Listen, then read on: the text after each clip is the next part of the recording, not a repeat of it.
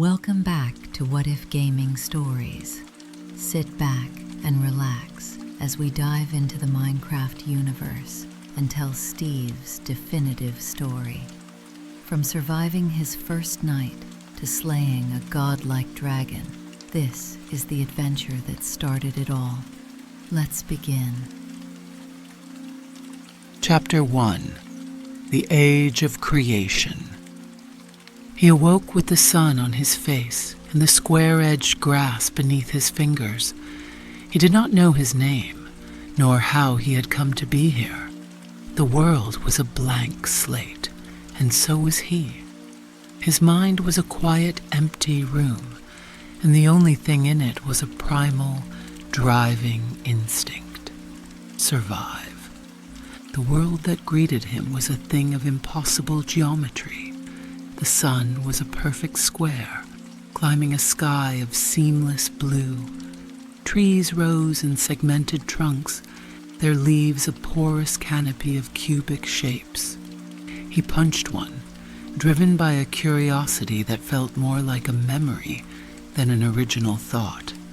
The wood splintered, and a block of it fell to the ground, impossibly light. He picked it up. In his hands it felt like potential. He punched the tree again and again until it was gone, leaving only a floating tuft of leaves that soon vanished into nothing. Those first days were a blur of instinct and discovery.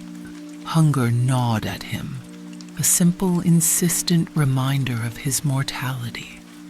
He learned the taste of red apples that fell from oak trees, and the savory meat of pigs and cows that wandered the plains.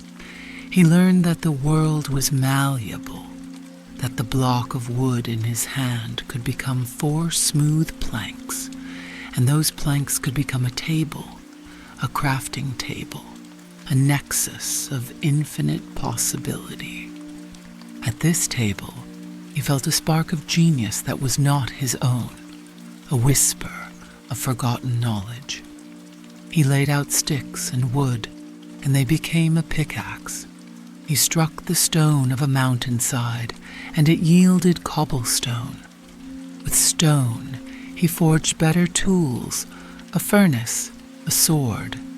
He was no longer just a survivor. He was a builder, a creator. He built his first shelter as the square sun began its descent, painting the world in hues of orange and violet. It was a simple dirt hut, a hovel dug into the side of a hill, but when he placed a wooden door and sealed himself inside, it was a fortress. Through the cracks, he heard strange noises in the dark, the groan of shuffling feet, the hiss of something sinister, the dry rattle of bones. He did not know what these things were, and a cold dread told him he did not want to find out. He spent that first night huddled in the dark, his stone sword clutched tight, listening to the symphony of terrors outside. But the sun always returned. The morning light was a cleansing fire, burning away the creatures of the night and his own fear with them. Years passed. The man who had come to call himself Steve was no longer the frightened creature who had hidden in a dirt hut.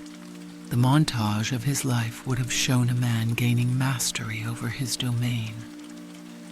The hut became a wooden cabin, the cabin a sprawling stone keep with high walls and glass windows that glittered in the sun. He tamed the land, planting neat rows of wheat that swayed in the breeze and carving terraced farms into the mountainsides. He delved deep into the earth, his torchlight a lonely star in the oppressive dark, chasing veins of iron, gold, and the coveted brilliant blue of diamond. He became a master craftsman, an architect, a geologist, an alchemist. He built a railway that snaked through canyons, a library filled with books he could not read, but whose enchanted leather covers hummed with power, and he built another portal that tore a shrieking purple hole in reality itself. He stood on the precipice of that shimmering gateway, felt the oppressive heat of the hellish dimension beyond, and stepped back. There were some doors not yet meant to be opened. For a long time the world was peaceful. The challenges were of his own making: a taller tower, a deeper mine, a more intricate machine. The nights were still dangerous, but the monsters were a known quantity. A predictable nuisance easily dispatched by his diamond sword, or a well-placed arrow from his enchanted bow. They were part of the world's natural rhythm, like the rain or the setting sun. He was content. He was the sole inhabitant of this world, its king and its only subject. He had carved an empire of one from the blocky wilderness. Then the rhythm broke. It began subtly. The nights felt longer, darker. More monsters spawned in the shadows, their numbers growing, their groans and hisses more incessant. Skeletons seemed to aim with greater accuracy. Zombies gathered in larger hordes. The creepers, those silent, walking explosives, appeared with unnerving frequency near the walls of his keep. It was as if the world's immune system, once dormant, was now actively trying to expel him. Steve reinforced his walls, lit his lands with 1,000 torches until they were a beacon in the night, and slept with his sword by his bed. The peace was gone, replaced by a constant, wearing vigilance. But the true change, the one that shattered his reality, came on a moonless night. He was atop his highest tower, surveying his illuminated lands, when he saw it. A figure stood at the edge of the torchlight, impossibly tall and skeletal in its thinness. It was black as the void, its limbs too long, its form disjointed and unnatural. It simply stood there, silent and still. As he watched, it did something that no other creature had ever done. It reached down, plucked a block of dirt from the ground and held it. The block pulsed with a faint, purple energy. Then the creature vanished with a soft voop of displaced air, only to reappear a dozen yards away, where it placed the block down in a new, seemingly random spot. These were the Endermen. Their arrival marked the end of the age of creation and the beginning of the age of fear. They were not like the mindless zombies or the simple skeletons. They were intelligent, they were purposeful, and they were deconstructing his world. They came every night, their haunting, static-filled whispers echoing in the darkness. They ignored him, so long as he did not look directly at their glowing purple eyes. Their focus was entirely on the world itself. They took blocks from his walls, from his farms, from the pristine landscape. They moved trees, rerouted streams, and dismantled small hills, one block at a time. Their work was chaotic yet deliberate, as if they were searching for something, sifting through the very fabric of the Overworld. The world he had built, his perfect, orderly kingdom, was being rearranged into meaningless, alien patterns. They were not just destroying, they were erasing. And as he watched them tear apart his life's work, Steve understood that this was not a random plague of monsters. This was an invasion. Chapter 2: The Whispers from Hell. The world was no longer his. It was a canvas being unpainted, a sculpture being returned to shapeless clay by alien hands. The Endermen were relentless. Each morning, Steve would survey the changes from his tower, a knot of cold dread tightening in his stomach. A corner of his wheat farm would be missing, the blocks placed haphazardly atop a nearby oak tree. A section of his outer wall might be gone, leaving a gaping hole his other nightly visitors were all too eager to exploit. The perfect symmetry of his world was fracturing. He tried fighting them. The first time he drew his sword and charged. Locking his gaze with one of the tall creatures, it had shrieked, a sound of digital rage and tearing reality. It opened a jaw that was too wide and charged him, teleporting in short, jarring bursts until it was upon him. Its long, spindly arm struck with brutal force. He had won that fight, but just barely, and when the creature died, it dropped a single, smooth, dark pearl that swirled with the energy of a captured nebula. An ender pearl. It felt heavy in his hand, humming with a strange power. He learned to fight them, but it was a pointless war. For every one he killed, 2 more seemed to appear the next night. They were not an army to be defeated. They were a force of nature, like erosion or decay, only intelligent and malicious. Their purpose remained a maddening enigma. They were clearly searching, but for what? What could be hidden in a random block of dirt or stone that would justify tearing the world apart to find it? His investigations led him down 2 paths. The first was the Endor Pearls. When he threw one, he found himself instantly teleported to where it landed, the world lurching around him in a nauseating flash of purple. He was wielding their own power. It felt like a violation, but it was a clue. These creatures were masters of space, of instantaneous travel. They were not from this world. The second path was one he had long avoided, the obsidian gate, the one that led to the Nether. The Endermen were alien, but their energy, the faint purple glow that surrounded them, and their pearls, felt similar. It was a different flavor of the same wrongness he felt when standing before the shimmering portal.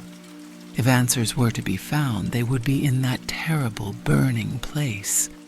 With a diamond pickaxe in hand and a heart full of trepidation, he donned his strongest armor, gathered his courage, and stepped through the violet veil. The heat was the first thing that hit him, a physical blow that stole the air from his lungs. He was in a vast cavern of red, fleshy rock and slow-dripping lava. The air stank of sulfur and decay. Grotesque, pig-like humanoids with golden swords grunted and shuffled in the distance, and the mournful, childlike cries of some unseen creature echoed through the oppressive space. This was a realm of pure hostility. He built a cobblestone shell around his portal, a tiny bastion of overworld order in a dimension of chaos. For days he explored, fighting off flaming beasts and navigating treacherous fortresses that bridged seas of lava. It was in one of these dark crimson brick strongholds that he found what he was looking for. Not an answer, but a deeper question.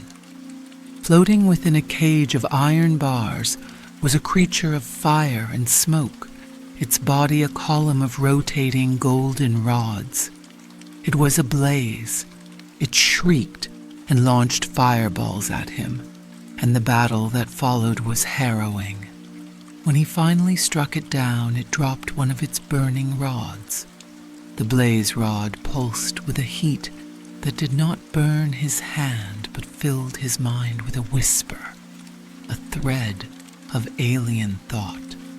It was not a voice, but a feeling, not a word, but an intent. The whisper spoke of a master, a powerful will that commanded the Nether.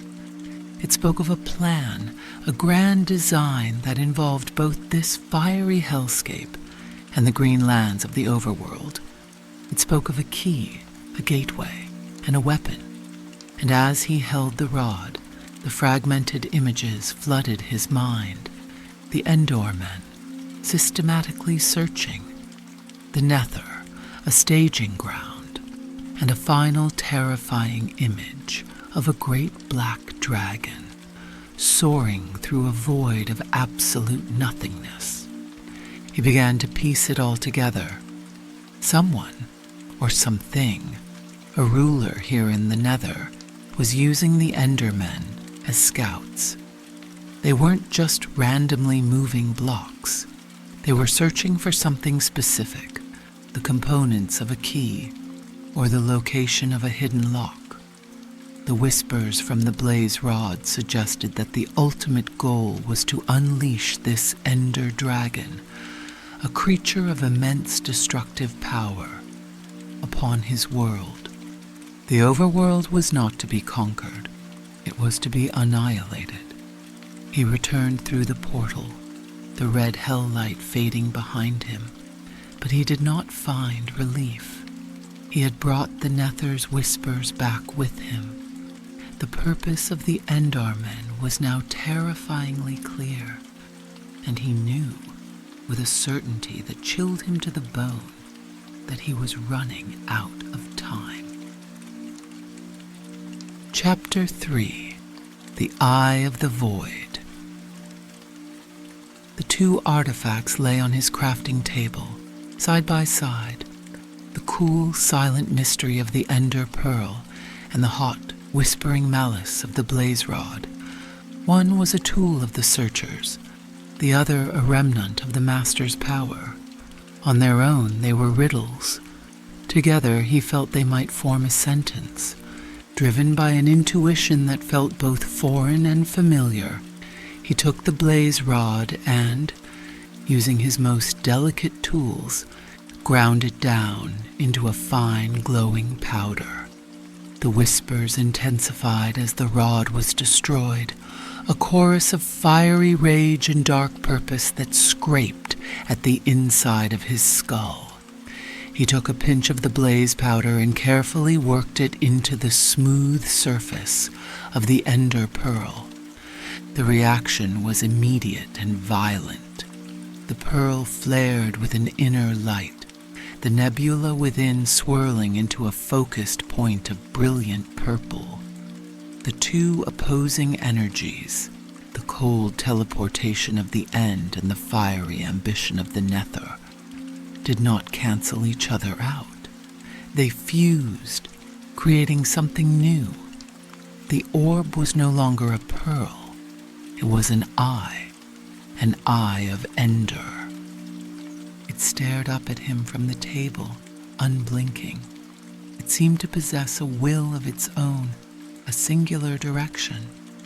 When he held it, he could feel it pulling, a gentle but insistent tug toward a specific point on the horizon. It wanted to go somewhere. It wanted to show him something. This, he realized, was the key the Endermen were searching for, or rather a way to find the lock. He crafted a dozen more, the process becoming a grim ritual. Each one was a small piece of the enemy's power, now bent to his own will. He packed supplies, food, torches, weapons, and armor, and prepared for a journey into the unknown. He was no longer defending his home. He was taking the war to the enemy. He was going to find what they were looking for before they did. He stood outside his fortress, the familiar landscape now feeling like a temporary reprieve, a place he might never see again. He took one of the eyes of Endor and tossed it into the air. It rose, leaving a faint trail of purple particles, and hovered for a moment, pointing southeast. before falling back to the earth. The direction was clear. His journey took him across the world he had once so peacefully tamed. He crossed vast oceans in his small boat, the eye his only compass. He traversed sprawling deserts under the square sun, battled zombies in forgotten temples, and climbed over jagged mountain ranges that scraped the clouds. Every few miles he would cast the eye again, and it would correct his course, pulling him ever onward. Sometimes an eye would shatter in mid-air, its purpose fulfilled. Each loss was a pang of dread, a reminder that his resources were finite. He fought with a new desperation, hunting Endermen not for defense, but for their pearls, the raw materials of his quest. The hunter had become the hunted, who in turn had become a hunter himself. The journey led him deep into a dense, dark forest, where the canopy was so thick that the sun was a distant memory. Monsters lurked here even in the daytime. It was here that the eye's behavior changed. When he threw it, it no longer flew forward. It hovered in the air and then dropped straight down, sinking into the earth. He had arrived. He began to dig. Down and down he went, through dirt, then stone, his path lit by the lonely glow of his torches. The silence of the deep earth was broken only by the rhythmic chink, chink, chink of his pickaxe. Finally, after what felt like an eternity, his diamond pick broke through into empty space. He had found it. He lowered himself into a corridor of mossy, cracked stone bricks. The air was stale, ancient. This was a place built by hands other than his own, a structure that predated his arrival in this world, a stronghold. Torches flickered in unseen sconces, casting long dancing shadows. He heard the scuttling of silverfish in the walls and the distant groan of zombies. He navigated the labyrinthine halls, his sword a blur of blue as he fought through the fortress's undead guardians. He passed a library whose shelves were filled with rotted, unreadable books, and a chamber with a fetid well. The entire place felt wrong, a tomb that was not meant to be disturbed. And then he found it, a grand chamber with a staircase leading down to a platform that hung over a pool of bubbling lava. In the center of the platform was a square frame made of a strange green-black material he had never seen before. It was an end portal. 12 indentations lined its frame, most of them empty. This was the lock. He knew instantly what he had to do. The Endermen, guided by their Nether master, were searching for these strongholds. Once found, they would use the Eyes of Endor to activate the portal, opening a permanent gateway to the end dimension and releasing the dragon upon the Overworld. But they hadn't found this one yet. He had beaten them to it. A terrible choice presented itself. He could destroy the portal, shattering it with his pickaxe and sealing the gateway forever. Or he could activate it himself. He could take the fight to them, enter the dragon's den, and end the threat at its source. To stay and defend was to wait for the inevitable. The Endermen would eventually find another stronghold. The Nether would not give up. To go was to risk everything on a single, desperate gambit. He looked at the portal frame, then at the Eyes of Endor in his hand. He had 12 of them, exactly the number he needed. It felt like destiny, a cruel and unavoidable fate. He He was not meant to be a farmer or a builder. He was meant to be a warrior. One by one, he placed the eyes into the empty slots. Each one clicked into place with a sound like a locking tomb, and the portal frame began to hum with a low vibrating energy. When the last eye was set, the space within the frame erupted. It did not become a shimmering curtain of purple light like the Nether portal. It became a hole in the universe. It was a square of pure star-flecked blackness, a piece of the midnight void that did not reflect any light. It was silent, absolute, and utterly terrifying. This was the way. He was going to stop the Nether's plan by completing it first. He would be the one to open the cage, but he would do it from the inside to slay the beast before its keepers could unleash it. He took a deep breath, drew his diamond sword, and leaped into the void. Chapter 4: The Land of the End. The transition was not like the searing heat of the Nether portal. It was a cold, silent falling. For a moment that stretched into an eternity, Steve felt a profound sense of unbeing, as though his very atoms were being unwound and respun. He was no longer in a world of blocks and tangible matter, but in a pure conceptual space between realms. Then, his feet touched solid ground. He stood on an island of pale, sickly yellow stone, floating in an endless, starless void. The sky was a uniform, oppressive black, dotted with swirling, chaotic nebulae of purple and gray. There was no sun, no moon, only a dim, sourceless luminescence that seemed to emanate from the very air itself. The silence was absolute, a heavy blanket that smothered all sound. Dozens of the tall black Endermen that had haunted his world were here, shuffling aimlessly across the pale landscape. This was their home. They moved without purpose now, their great work in the Overworld forgotten. They were no longer invaders. They were merely inhabitants of this bleak prison. They paid him no mind, their purple eyes staring into the infinite distance. In the center of the main island, and on smaller surrounding islands, stood towering pillars of pure obsidian. They rose into the black sky like the fingers of a dead god, each one topped with a pulsating crystalline cube that emanated a low, almost subsonic hum.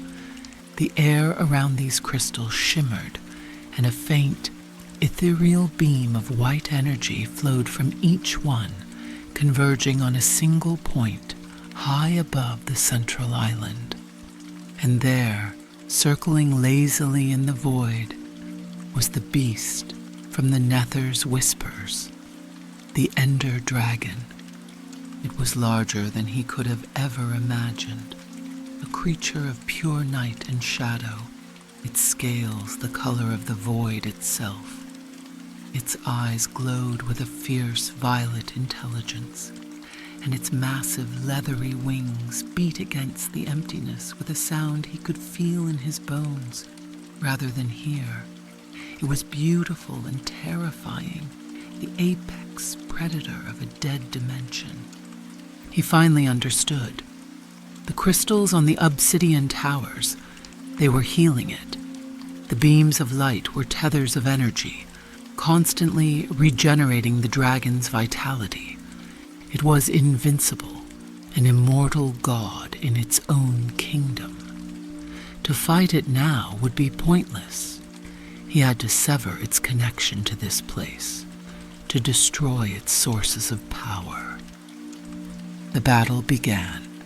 The moment he drew his bow and nocked an arrow, the dragon's head snapped toward him. Its passive, lazy circles ceased. It let out a deafening shriek that tore through the silence, a sound of pure, concentrated hatred that resonated in the void. It banked sharply and dove toward him. Steve scrambled for cover, firing arrows at the nearest crystal. The shaft struck true, but bounced harmlessly off its shimmering surface. He would have to destroy them up close. The dragon swooped past, unleashing a torrent of purple fire from its maw. He dove aside as the ground where he had stood erupted in a pool of crackling, damaging energy. He had to be smart. He had to be quick. He began a desperate ascent of the nearest obsidian tower. The climb was treacherous, the black rock slick and unforgiving. The dragon circled back, strafing him, forcing him to cling to the pillar as its shadow passed over him. The Endermen on the ground below became agitated, their heads snapping in his direction, their eerie whispers growing louder. He reached the summit, standing on a tiny platform just feet from the pulsating crystal. It hummed with immense power, making his teeth ache. He swung his diamond pickaxe. The crystal resisted, ringing like a bell, but then it cracked.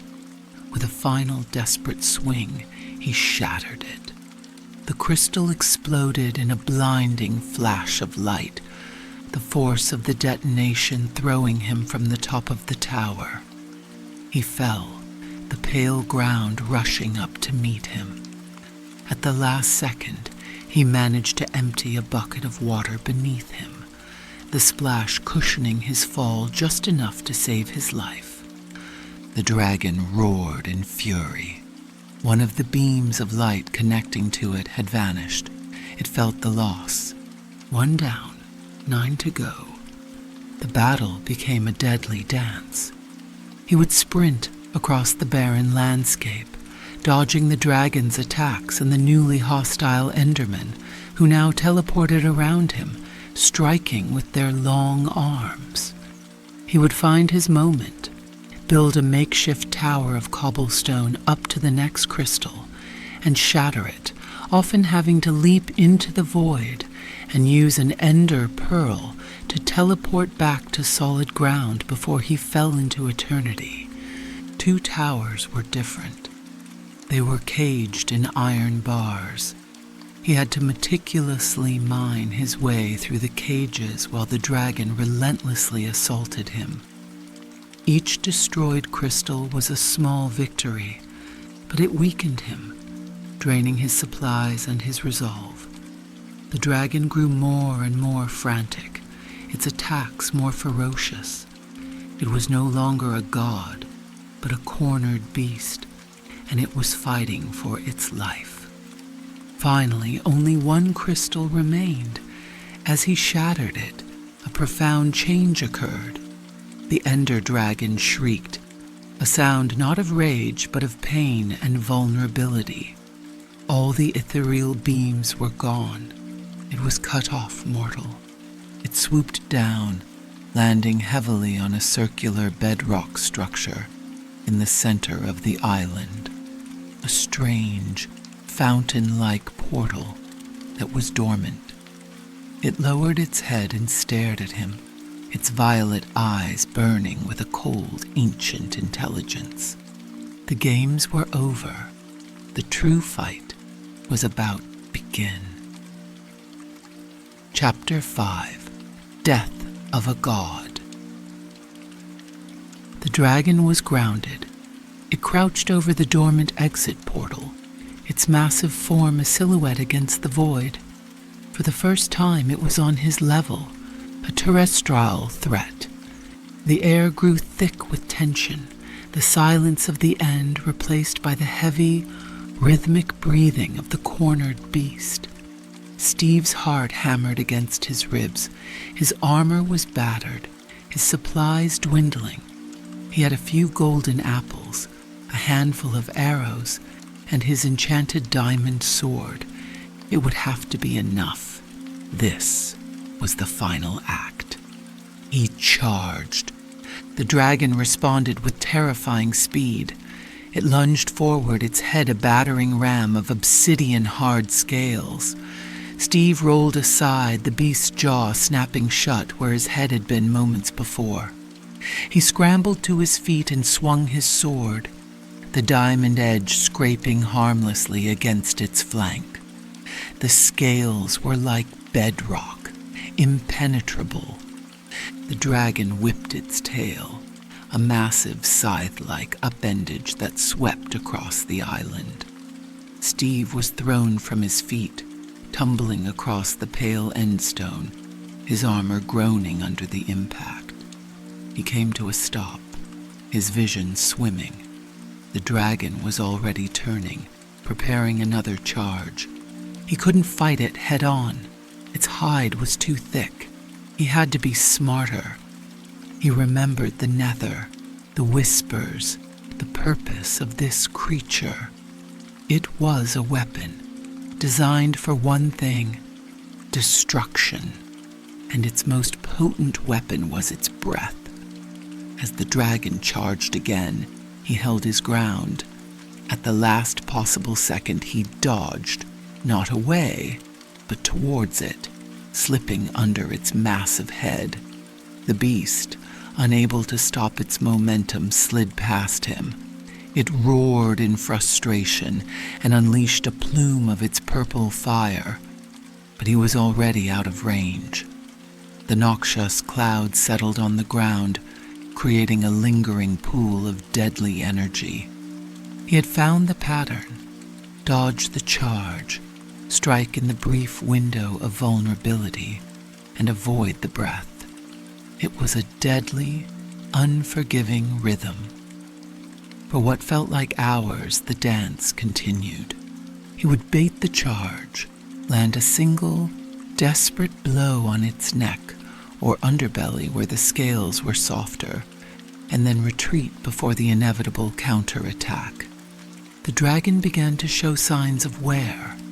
Its movements became slightly slower, its roars laced with a new, higher pitch of pain.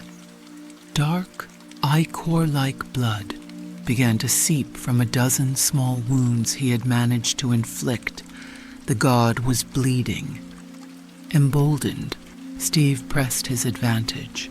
He stopped retreating, instead using his Endor pearls to teleport behind the creature after it charged, landing 2 or 3 quick strikes before it could reorient itself. The dragon grew enraged, its movements becoming more chaotic and unpredictable. It stopped charging and began to beat its massive wings, hovering just above the ground, trying to blast him with its breath from above. Steve knew this was his final chance. He had 1 Ender Pearl left. As the dragon hovered, preparing to unleash a devastating barrage, he threw the pearl not to the side, but straight up. The world twisted, and he found himself in the air directly above the dragon's massive spined back. He fell, aiming his sword downwards. He plunged the diamond blade deep into the space between the dragon's shoulder blades, sinking it to the hilt. The beast's roar was no longer one of fury, but of pure, unadulterated agony.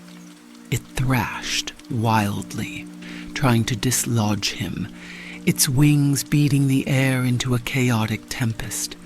Steve held on, his entire body screaming in protest as he was whipped back and forth. The dragon's flight became erratic. It crashed into one of the obsidian pillars, shattering the black rock. It scraped against the ground, trying to crush him against the stone. Then, with a final shuddering cry, it began to die. A brilliant white light started to emanate from the wound where his sword was buried. The light spread, tracing glowing geometric patterns across the dragon's black scales. The beast stiffened, its wings locking into place. It hung in the air for a moment, a statue of dying light, before it began to disintegrate. It dissolved into a shower of brilliant white particles, a cascade of pure experience and energy that rained down upon Steve. The roar of its death echoed into the void and then faded, returning the end to its eternal oppressive silence. He stood alone on the island, panting, his body a canvas of bruises and cuts. The Endermen stood frozen, their heads tilted as if listening to a sound he could not hear. The threat was over. Where the dragon had died, hovering over the central portal, a small black object appeared. A dragon egg, impossibly dark, absorbing all light. A trophy, a legacy. The bedrock portal beneath it activated. A column of light erupted from its center, creating a gateway. But this was not a portal of screaming purple chaos. It was a gentle, inviting light, a silent promise of home. Before he stepped into it, a screen of text filled his vision, words forming themselves from the fabric of the void. It was not a language he knew, yet he understood it perfectly. It spoke of players, of credits, of a high score. It was a poem about dreams and the universe. It was the world, the game itself, speaking to him. It told him he had reached the end, that he had read the book, and now he could wake up. He had freed the world. Perhaps, he thought, he had also just freed himself. With one last look at the silent, empty void of the end, Steve stepped into the light. Chapter 6. A world scarred, but whole. He awoke with the sun on his face and the square-edged grass beneath his fingers. For a moment, he was back where he started, an amnesiac on the shore of a new world. But this time, the room in his mind was not empty. It was filled with the memories of fire and shadow, of a desperate battle in the void, of a dying god's final scream. He sat up, the overworld's gentle breeze a welcome balm after the sterile stillness of the end. He was on the hill where he had built his first dirt hut so many years ago. In the valley below, his stone keep stood, proud and silent. He was home. He walked down the familiar path, his feet feeling impossibly heavy. The world looked the same, yet everything was different. The changes wrought by the Endermen were still there, a misplaced block here, a small crater there, scars. The world was scarred, a permanent reminder of the silent invasion. But the night that followed was different. As the square sun set, a familiar tension coiled in his gut. He stood on his battlements, diamond sword in hand, and waited. The groans of zombies and the rattle of skeletons rose from the darkness, as they always had. He fought them, his movements practiced and efficient, but he noticed a change. There were fewer of them. The world's fever had broken. The overwhelming, suffocating pressure was gone. Most telling of all, there were no Endermen. The tall, dark figures that had become a nightly terror were absent. Their strange, deconstructive work had ceased. Their whispers were gone from the wind. He searched the horizon until dawn, but the only things that moved were the mundane monsters he had long ago learned to master. The invasion was truly over. In the days that followed, Steve began to rebuild. He repaired the walls, replanted the farms, and replaced the blocks the Endermen had stolen. He worked with a quiet, solemn purpose, not to erase the memory of what had happened, but to heal the wounds. The world felt quieter now, emptier. The constant threat had given him a singular focus, a reason to fight. Now, in the silence, he felt a profound loneliness he hadn't recognized before. He was the sole guardian of a world he had saved, a king with no subjects, a hero with no one to tell the tale. He returned to the stronghold, to the end portal. The starry void within it still churned, a permanent window into the dead dimension. He would not close it. It would serve as a reminder, a memorial to the battle he had won. Beside it he placed the dragon egg, his trophy. His life found a new rhythm. He was no longer just a builder or a survivor. He was a warden. He explored the farthest corners of his world, not for resources, but for knowledge. He sought out other strongholds, other deserted mine shafts, other forgotten temples. He was searching for answers to questions he was only now beginning to form. Who had built these structures? Were there others like him? Had he saved a world that was already empty? Or was he merely the first one to wake up? The whispers from the Nether were silenced, its great plan to unleash the dragon shattered. He knew, however, that the fiery dimension still churned with malice, a threat that was dormant, not defeated. He reinforced his portal, building defenses around it, forever wary of what might one day decide to step through. Years passed. The scars on the landscape faded, covered by new grass and growing trees. His keep grew larger, more magnificent, a testament to a single man's will. The story of the Endor dragon became a legend known only to him, a silent epic played out in a world of one. One evening, as he stood on his highest tower watching the sunset, he saw a flicker of movement on a distant hill. It was not a cow, nor a zombie. It was a figure, shaped like him, moving with purpose. It stopped, turned, and seemed to look directly at him across the vast distance. Then it placed a block of wood on the ground. Steve stared, his breath catching in his throat. His heart, which had been steady through battles with monsters and gods, began to race.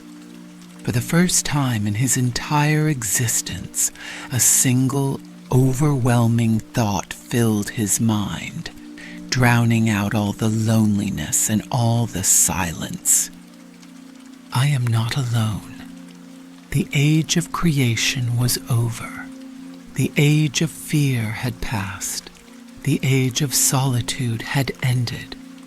A new age was dawning, and for the first time Steve did not know what it would bring. He raised a hand in greeting, and across the valley, the other figure did the same. The story was not over. It was just beginning.